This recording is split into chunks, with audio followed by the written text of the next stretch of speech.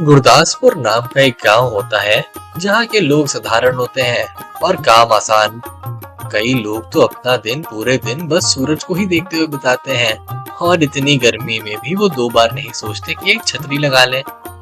उसी गांव के चौपाल पर लोगों की भीड़ होती है और हवा में थोड़े बोझ का माहौल। नई कुआं योजना के पैसों का हिसाब अभी तक किसी को समझ नहीं आया होता है। सब इधर उधर देख रहे होते हैं। रवि, एक नौजवान, दिल का सीधा, आज श्यामलाल से वही सवाल पूछने आया है जो सबके दिमाग में है लेकिन जुबान पे किसी के नहीं। श्यामलाल जी, इतने महीनों से सब वेट कर रहे हैं कि नया कुआं कब खुलेगा। सुना है पैसे सरकार से आ गया है लेकिन काम शुरू नहीं हुआ अभी तक। आपने तो बोला था कि 3 हफ्ते में सब हो जाएगा, अभी तक कुछ नजर क्यों नहीं आ रहा। अरे रवि, काम तो अपने समय से होता है।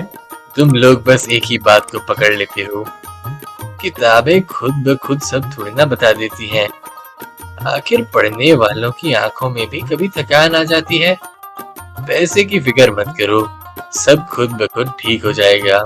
लेकिन आप समझाइए, लोग पानी के लिए तरस रहे हैं। पुराना कुआं का पानी पीने लायक नहीं रहा, बच्चे बीमार हो रहे हैं। जब पैसा सरकार से आ चुका है तो अभी तक एक ईंट क्यों नहीं लगी। हमें तो लगता है कि कहीं कुछ गड़बड़ हो रही है।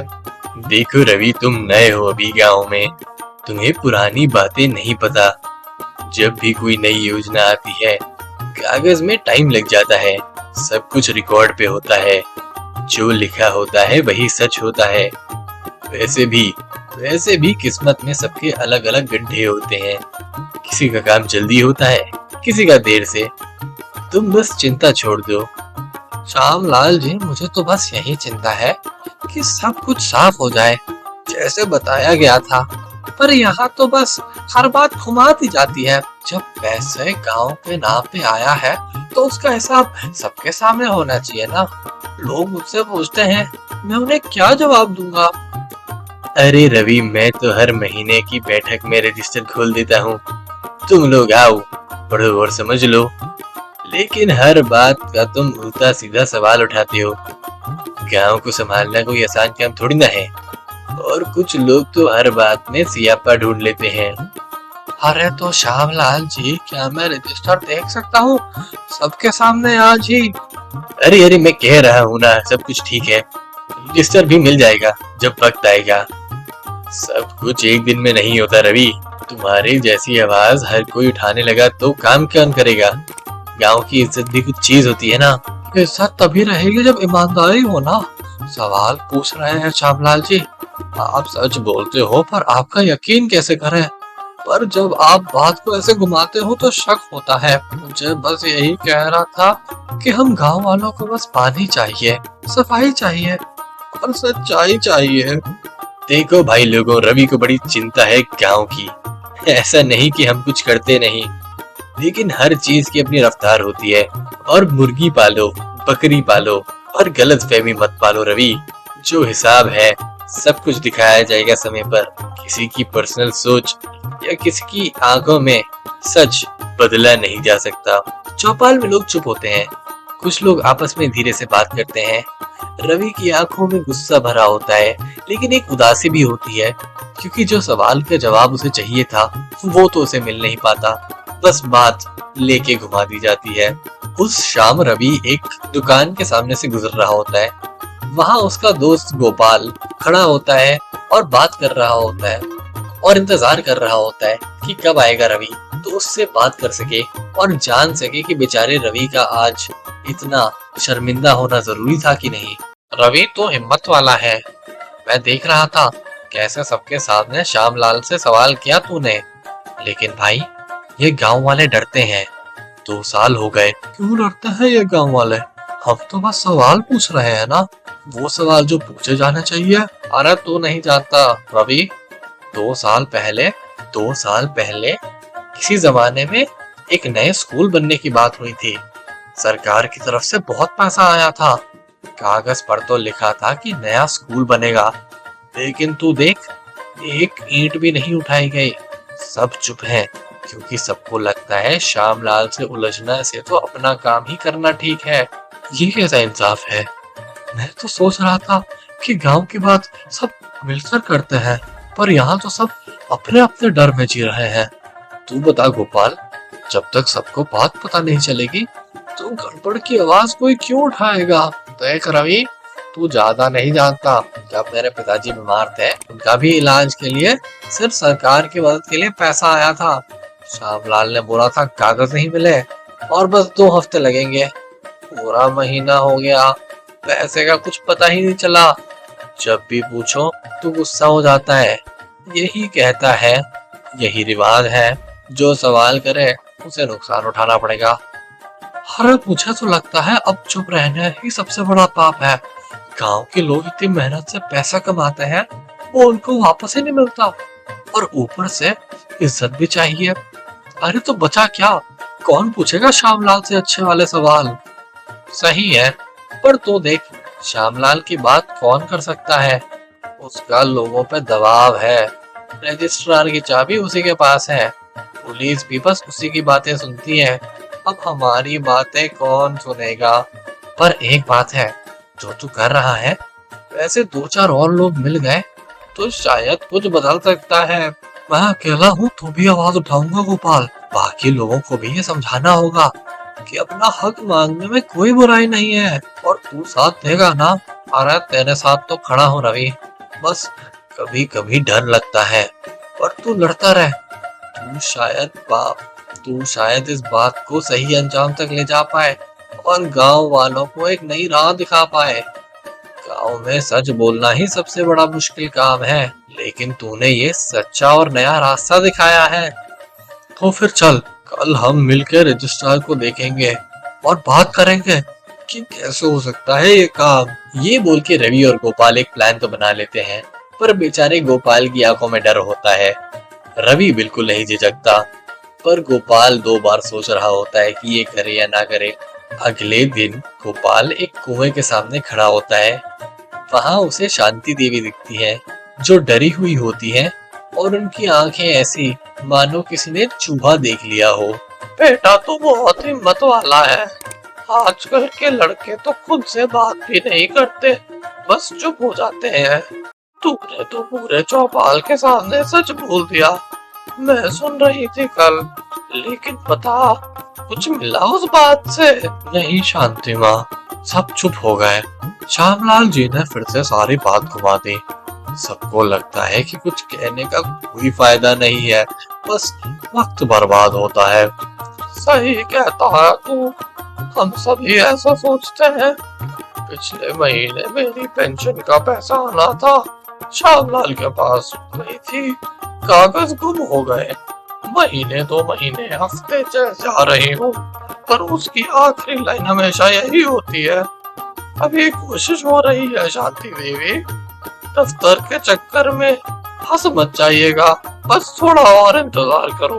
फिर आपने क्या किया? क्या उसने और किसी से बात की इस बारे में? बहुत बार, पर हर किसी को अलग अलग बहाने मिलते हैं। किसी को कागज दिखा देता है, किसी को हस्ताक्षर में फंसा देता है, और किसी का खाता बंद हो जाता है। सच तो यह है रवि, कि कोई भी उसके सामने बोल नहीं पाता है। जिस दिन कोई सवाल करता है, उस दिन या तो गुस्सा करके भगा देता है, या सबके सामने उसकी बेइज्जती कर देता है। लोग कहते हैं मत्था ना लगाओ श्यामलाल से, नहीं तो खुद से ही मुसीबत बुलाना हो जाता है। पर ये तो गलत है ना? पैसे तो सरकार ने दिए हैं, गांव के लोगों का हक है। हम अपना हक ही तो मांग रहे हैं, भीख थोड़ी मांग रहे हैं। तो ठीक कहता है, पर देखो ना बेटा, कितने साल हो गए, एक नई महिला मंडल का पैसा आया था, उस दिन हम सब खुश थे। सोचा था चूल्हा चक्की खरीदेंगे, छोटे बच्चों के लिए आंगनबाड़ी में खिलौने लाएंगे, पर सब हवा हो गया। अब तो हालात ये है कि कोई कुछ पूछता ही नहीं, बस हर कोई कहता है मत्था ना लगाओ, चुप रहो, नहीं तो और नुकसान हो जाएगा। अरे सब चुप है तभी तो श्यामलाल जी जैसे लोग और भी बढ़ जाते हैं। लोग सोचते हैं कि यही तो हमारी तकदीर है, पर मैं नहीं मानता। आप बताओ, मैं क्या करूं? बेटा तो आवाज उठा, हमारे लिए भी शायद कुछ बदल दे। अब तो संभल के चलना। गांव के लोग बोलते हैं सच बोलना सबसे बड़ा जुर्म है। फिर भी हमें बस तेरे जैसे की जरूरत है। मैं तो बुढ़िया हो गई हूँ, अब हिम्मत नहीं रही। पर जब तू कुछ करेगा मैं तेरा साथ दूंगी। आप चिंता मत करो, जब भी अभी एक आवाज बची है, तब तक उम्मीद बची है। मैं आज फिर से सवाल पूछूंगा सबके सामने। ये बोल के रवि की अंदरूनी शक्ति और बढ़ जाती है, सही सवाल पूछने की और ये जानने की आखिरकार हो क्या रहा है। पर बात तो यही है कि श्यामलाल को बात घुमाना आता है और बेचारे रवि को उसका जवाब देना नहीं। उसी शाम रवि चल के जाता है गांव के चौराहे पे, जहां लोग चल रहे होते हैं और अपना दिन काट रहे होते हैं। वहां मिलता है उसे श्यामलाल, जिससे रवि जाके सीधे सवाल पूछना शुरू कर देता है। श्यामलाल जी, आपको जवाब देना ही पड़ेगा। सिर्फ मेरे लिए नहीं, पूरे गांव के लिए। सब लोग यहाँ खड़े हैं, हर किसी को सवाल है। कुआं का पैसा कहाँ गया? पेंशन का पैसा कहाँ गया? स्कूल का पैसा कहाँ गया? सब कुछ रजिस्टर में है, तो फिर कुछ दिखाई क्यों नहीं देता? आप हमेशा कहते हो किस्मत में गड्ढे होते हैं, पर यहाँ तो हर किसी की किस्मत में सिर्फ गड्ढे ही गड्ढे बना दिए हैं। गांव में पानी नहीं, स्कूल नहीं, पेंशन नहीं, हमें जवाब चाहिए। बस करो रवि, समझते क्या हो तुम खुद को? तुझे लगता है तू अकेला ही सब सच जानने वाला है? ये रहा रजिस्टर, ये रहे सारे हिसाब। जो पढ़ना चाहता है पढ़ ले, समझना तुम्हारी समझ पे है। मैं तो हर रोज दिखाता हूँ हर किसी को रजिस्टर। जिसकी समझ में नहीं आता उसका इल्जाम मेरे सर पे डाल देते हो। आप कहते हैं कि सब कुछ साफ है, तो फिर हर काम में ताला कैसे अलग जाता है? जब भी कोई महिला अपने पैसे पूछती है या कोई बच्चा अपने खिलौने मांगता है, तो उनके कागज कैसे गुम हो जाते हैं? जब भी स्कूल की बात हो तो आप लोगों को भगा देते हैं, और जब कोई आवाज उठाए तो उसके सबके सामने बेइज्जती करते हो। आपको क्या लगता है आप ऐसे बच पाओगे? मैं तो सिर्फ अपना काम करता हूँ। जिस किसी को देखना है देख ले। तुम लोग समझते हो कि मैं चोर हूँ, तुम्हें क्या लगता है मैं चोर हूँ? गाँव में कोई भी काम आसान नहीं, हर तरफ ही स्यापा है, हर किसी को कुछ चाहिए। अगर तुम समझते हो कि मैं गलत हूँ तो जाओ सरकार से पूछो, तो जाओ सरकार के पास शिकायत कर दो मेरी। पर मेरे पास तुम जैसे लोगों के फालतू सवाल पूछने का टाइम नहीं है। मैं हर किसी को बताता हूँ कि मैं क्या करता हूँ। जिसे प्रॉब्लम हो वो खुद देख ले। श्यामलाल एक नंबर का सीधा आदमी है। आप जितना भी बात को घुमा लो, सच कभी नहीं छुप सकता। आज मैं अकेला बोल रहा हूँ, कल सब बोलेंगे। आपका हर सवाल का जवाब देना होगा, वरना यह गांव खुद हिसाब पूछेगा। बस ज्यादा मत बोल, समय के साथ कुछ समझ नहीं आएगा। हर समय में आते हैं, उनको लगता है कि वो सही काम कर रहे हैं। अगर तुझे ही इतना है तो तू ही बन जा अकाउंटेंट, लगा ले अपना दिमाग। मैं यही हूँ, हिसाब भी यही है, जो कर रहा है कर ले। ये बोल के श्यामलाल फिर से रवि की एक बार बेइज्जती कर देता है। बेचारे रवि का मुंह आग बबूला होता है, पर उसको करने के पास कुछ होता नहीं। अगले दिन रवि चुपचाप चल के जा रहा होता है, जब उसके ऊपर एक ट्रक चढ़ जाता है और उसकी वहीं मौत हो जाती है। बेचारे रवि की कहानी वहीं खत्म होती है और श्यामलाल जैसे काम कर रहा था वैसे ही काम करता रहता है।